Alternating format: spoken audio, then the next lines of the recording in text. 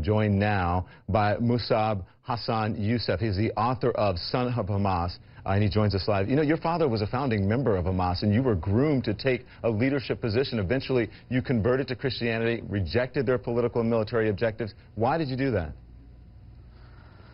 Well, for the simple reasons that we see right now in Gaza, that Hamas does not care about the lives of Palestinians, does not care about the lives of Israelis or Americans.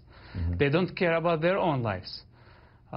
They consider dying for the sake of their ideology a way of worship.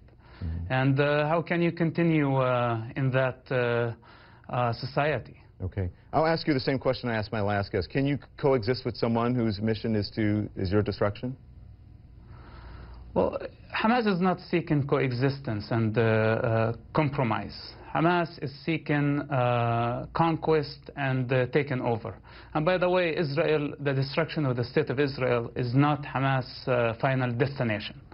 Hamas' final destination is building the Islamic Khilafah, which means an Islamic state on the rubble of every other civilization.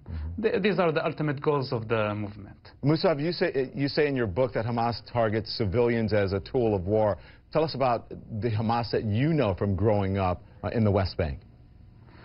Well, in the mosques, Hamas taught us that without shedding innocent blood for the sake of the ideology, we won't be able to build an Islamic state.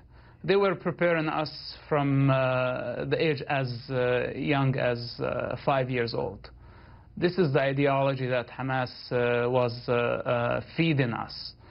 And honestly, it's impossible almost for anybody to break through and see the truth of and real face of Hamas and be able to leave at some point.